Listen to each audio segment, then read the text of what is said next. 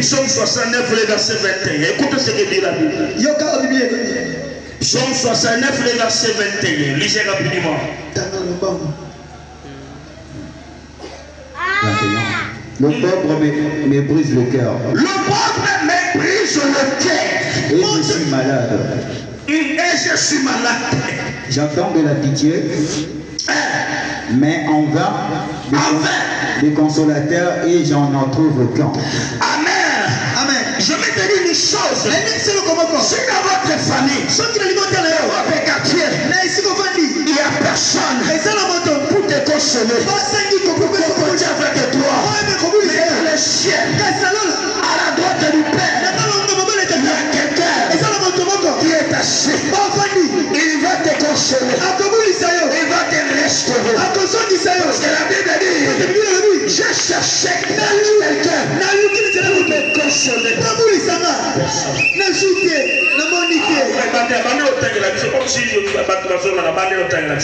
Le pauvre me brise le cœur. Le pauvre me brise le cœur.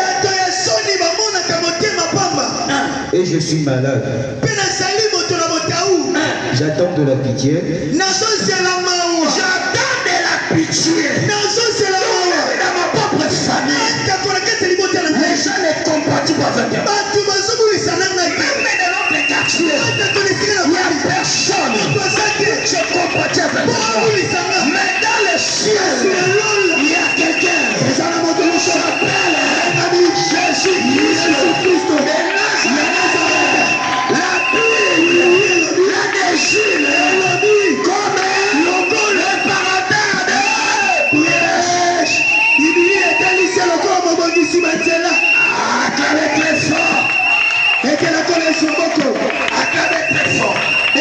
Jésus, c'est du Père. Il y a personne sur cette terre.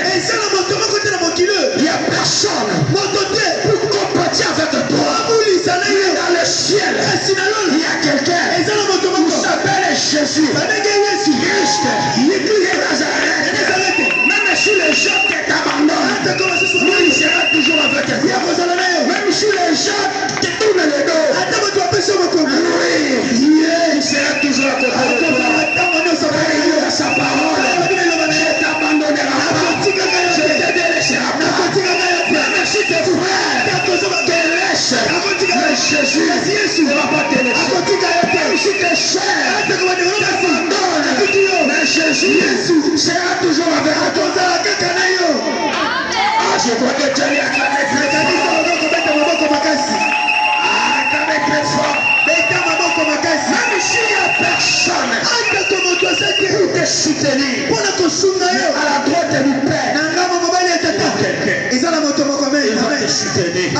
te soutenir. Même si dans votre famille, il n'y a personne pour t'aider, mais à la droite du ciel, il y a quelqu'un. Il est là pour toi. Il va t'aider. Même quand tu es dans la solitude, quand il va se lever, il va venir t'aider. Je connais un enfant dans la Bible qui s'appelait qui? Ismaël. Il n'y avait pas d'eau pour moi. Sa mère voyait l'amour. Il voit la mort de son fils. Il dit, je ne voulais pas voir mon fils persuadé. Il allait déposer juste quelque part. Mais l'homme de Galilée s'est levé ce jour-là. Atel m'appelle à ton walona. Il se lève ce matin dans ta vie. Atel m'appelle à Makambola. Il se lève à tes parents. Atel m'appelle à Banzela. Il se lève à tes fous. Atel m'appelle à Ndako. Il se lève à ta maison. Bonjour, Babé Bandako. Tu dis Amen que cela s'accomplisse. Et il s'appelle le réparateur de brèche. Amen. Lisez rapidement Psaume 30, verset 11 à 12. C'est Jésus qui est le réparateur des brèches. Psaume 30, verset 11 à 12. Lisez rapidement, frère. Écoute, Éternel, aie pitié de moi. Éternel, secours-moi. Et tu as changé mes lamentations en allégresse. Quand le consolateur va se lever dans ta vie, il va changer les deuils en allégresse. Comme si tu n'es pas là. Cette dame, elle paiera son fils. Mais quand le consolateur de prêche s'est levé sur son chemin, il a changé les deuils en allégresse. Quand le reporter de prêche se lèvera dans ta vie, il va changer les deuils en allégresse.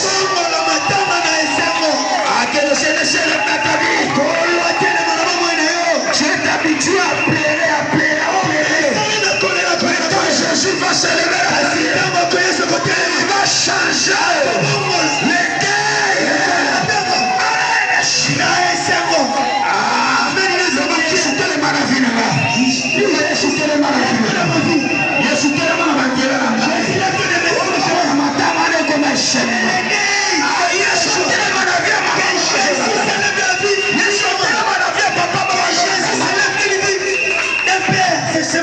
Parfois, pour se rassembler, pour se garder devant les gens quand tu es seul. Peut-être que tu fais des semblants lorsque tu es seul.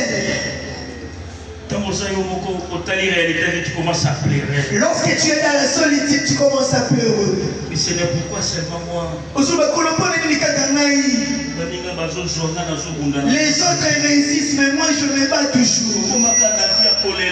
Toi tu deviens une personne de se lamenter.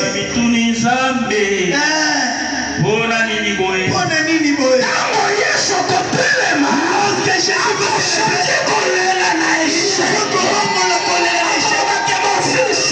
mon fils, il est temps de plaire. C'est le temps de la joie. C'est le temps de la grâce.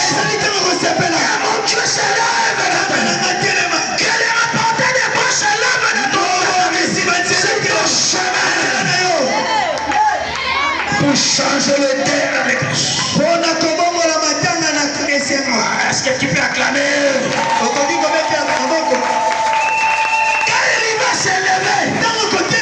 C'est pour restaurer le cœur brisé. Et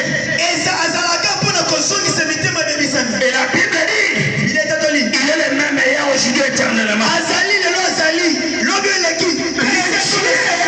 Qui a restauré le cœur de cette femme. Ce matin il est là. Il va se restaurer ton cœur. Avant que tu quittes cet endroit, le reporter de brèche va restaurer ton cœur. Changer ton identité. Je vois que tu es le ma mère.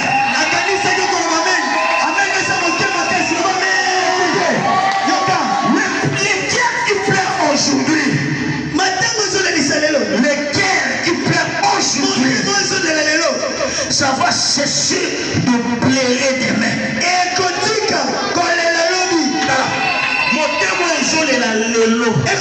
le cœur qui pleure aujourd'hui, demain, ça ne va pas pleurer. Papa, pardon. Mon témoin est joué à la tombe, on a mis le cordon. Mon témoin est joué à la médine, n'a pas quoi. Amen. Voilà pourquoi la Bible dit, je te donnerai un cœur nouveau. N'a compris ça, mon témoin est sika. Ah, fini le cœur de pleurer. Mon témoin colonel si. Fini le cœur de se lamenter. Si le mon témoin colonel. Je te donnerai le cœur. N'a compris ça, mon témoin. Mon témoin est serment. De la fête. Mon témoin est mon Dieu te donnera le cœur de la fête. Jamais n'a compris ça, mon témoin est parti. Fini le cœur de la matation.